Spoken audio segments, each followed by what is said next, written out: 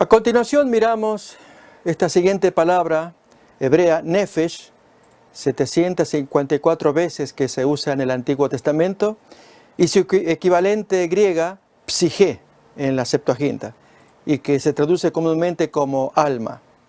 Esta palabra se torna muy interesante por los significados tanto antiguos como modernos, de que alma es un ser descarnado, un ente viviente que tiene vida por sí mismo, un alma, y por lo tanto si aparece en la Biblia hebrea, nos preguntamos, ¿también tiene ese significado? De que especialmente cuando la persona muere, el alma se desprende del cuerpo, vive por sí misma, es un ente inteligente, algo descarnado. Vamos a ver, a modo de introducción, versículos que pareciera que dan esa interpretación. Es el caso de Primero de Reyes, capítulo 17. Desde el versículo 17, la experiencia que tiene la viuda de Sarepta con el fallecimiento de su hijo, allí cuando Elías moraba en la casa de ella. Leemos pues. Después de estas cosas, aconteció que cayó enfermo el hijo del ama de la casa, y la enfermedad fue tan grave que no quedó en él aliento. Y ella dijo a Elías, ¿qué tengo yo contigo, varón de Dios? ¿Has venido a mí para traer a memoria mis iniquidades y para hacer morir a mi hijo? Miramos la tristeza que tiene esa mujer. Y el profeta dice, dame acá tu hijo. Entonces él lo tomó de su regazo y lo llevó al aposento donde él estaba y lo puso sobre su cama. Y clamando a Jehová, dijo, Jehová Dios mío, aún a la viuda en cuya casa estoy hospedado, has afligido, haciéndole morir su hijo.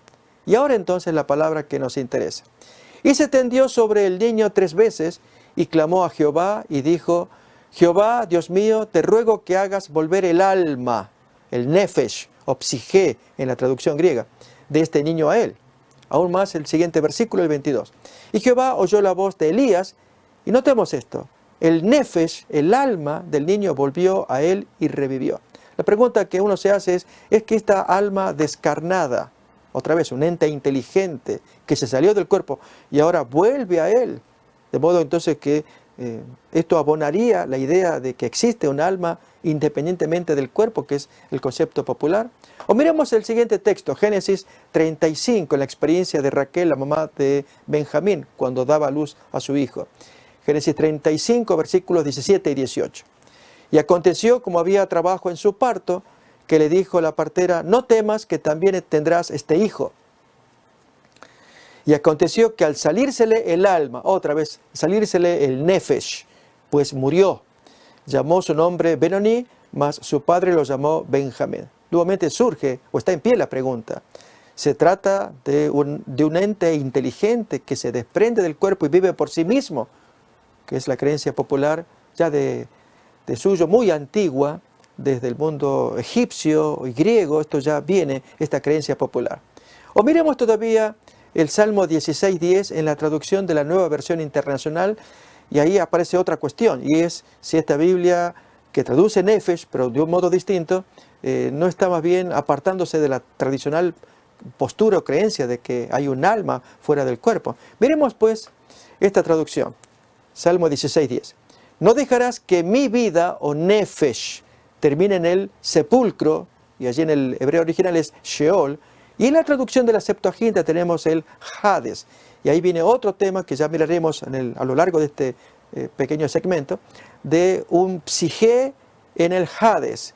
Esto sí era real en la creencia griega, cuando había almas que estaban en el Hades o infierno, y allí entonces hubo el caso de alguien, un ser humano que pudo comunicarse con él. Esto aparece en la mitología griega, ya vamos a mirar. Pero entonces la pregunta es, ¿por qué o tiene validez que la Nueva Versión Internacional traduzca de esta manera?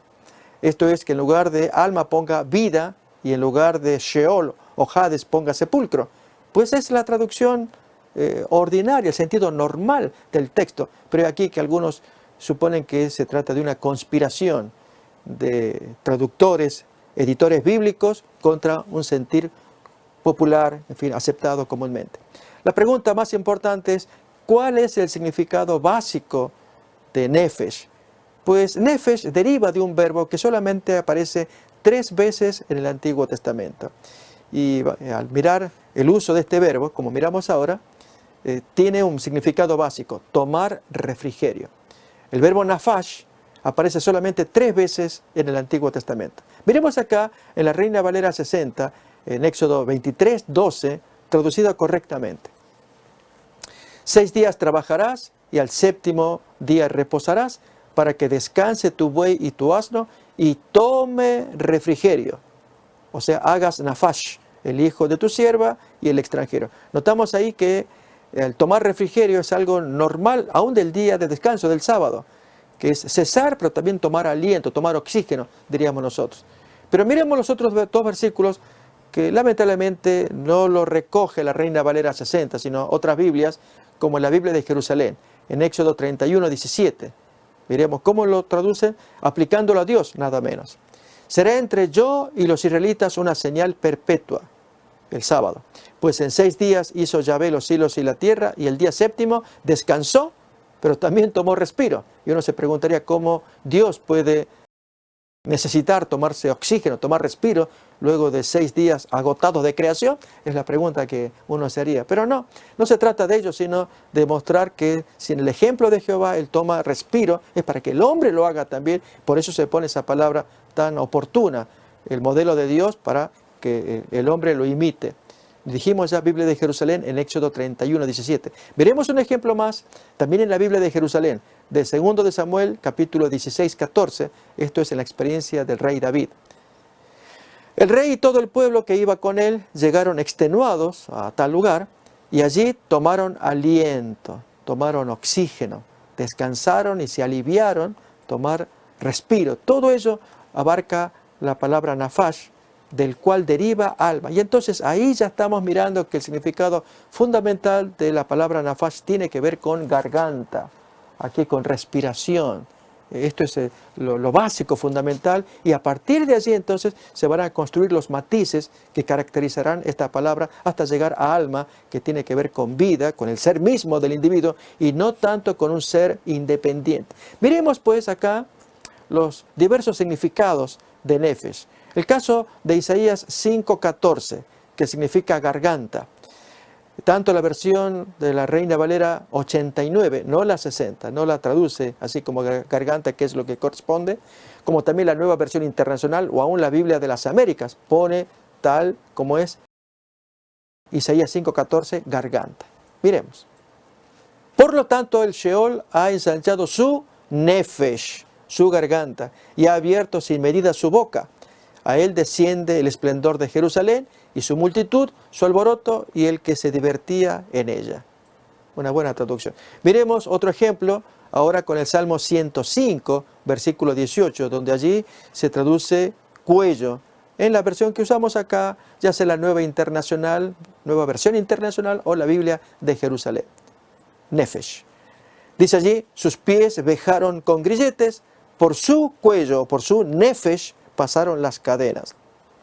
Notamos que la idea principal es que nefesh tiene que ver con esta parte corporal del cuerpo. Garganta, cuello, respiración, tomar aliento, refrigerio. El siguiente matiz que vamos a mirar de nefesh tiene que ver con aliento. Notemos que se refiere mayormente a esta parte del cuerpo humano. En Job 41:13, en hebreo, que equivale al 41:21 de nuestra Reina Valera 60, miramos cómo se traduce la palabra nefesh. Su aliento, o nefesh, enciende los carbones y de su boca sale llama. Otra acepción más de esta palabra la observamos en Isaías capítulo 3, versículo 20. Allí está hablando de olor, de perfume, de los pomitos de olor. Vamos a ver entonces la lectura. Las cofias, los atavíos de las piernas, hablando de aquellas mujeres a quienes Dios va a reprender, los partidores del pelo, los pomitos de olor, los pomitos de nefesh y los zarcillos. Isaías 3:20. Notemos, estos son los significados iniciales básicos de nefesh. Pero miramos más todavía. Y es que se refiere a un ser con vida, ya sea animales o sea el hombre. Como miramos en Génesis capítulo 1, versículo 20, respecto de los animales, y el 2:7 respecto del hombre. En Génesis 1:20 leemos así.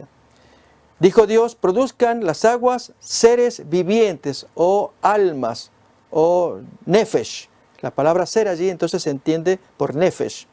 Y aves que vuelen sobre la tierra en la abierta expansión de los cielos. Si advertimos en este versículo, los animales son alma. Cuando algunos dicen tiene alma. Bueno, nadie cree semejante cosa que el animal tenga alma, sino que el animal es un alma o ser viviente o ser, como se traduce acá. Otro tanto ocurre con capítulo 2 de Génesis, versículo 7, refiriéndose al hombre. Entonces Jehová Dios formó al hombre del polvo de la tierra y sopló en su nariz aliento de vida y fue el hombre un nefesh, hayá, un nefesh viviente. Otra vez la palabra ser. Así que alma se aplica tanto a animal como a un ser humano. Pero lo interesante es que en ambos casos la base de ambos para que sea nefesh o alma o ser es la sangre. Por lo tanto, notemos que aquí se está hablando de un elemento material. Miremoslo en Génesis capítulo 9:4. Decimos esto porque hay quienes piensan que se trataría de algo inmaterial.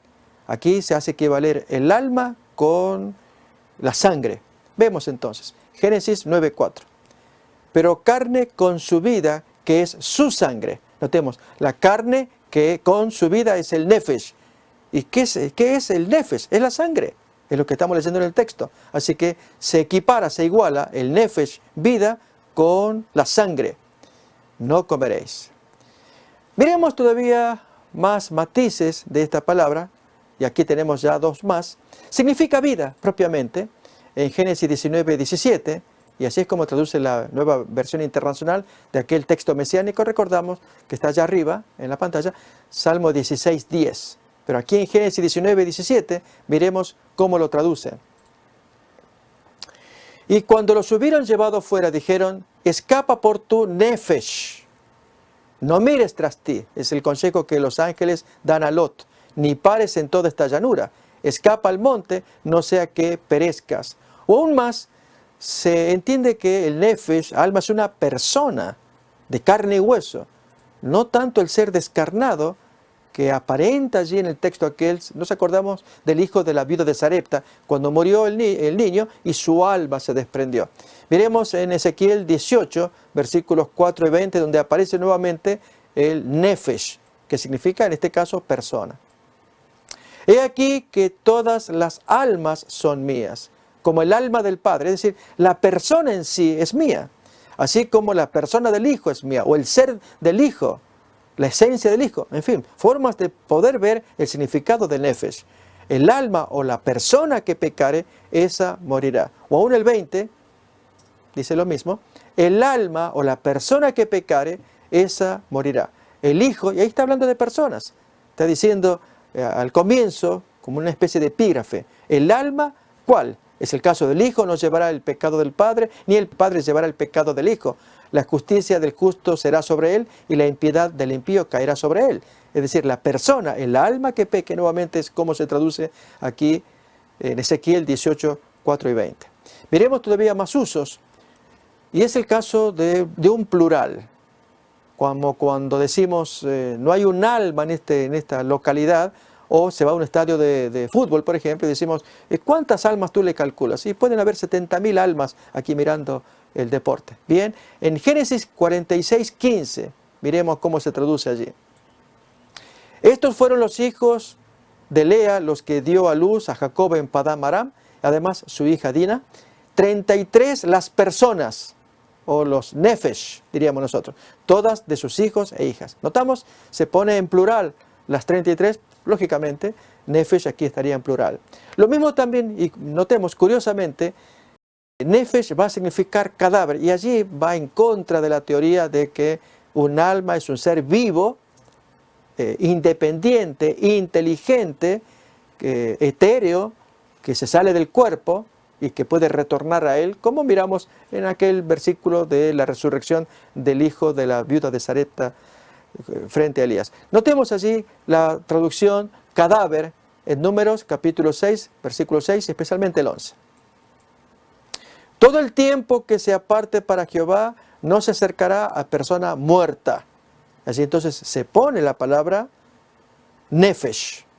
Pero en el 11 directamente allí se se lee cadáver, aunque vamos a ver cómo se mira en nuestra Reina Valera 60. El sacerdote ofrecerá el uno en la expiación y el otro en el holocausto, y hará expiación de lo que pecó a causa del nefesh. No se puede entender otra cosa.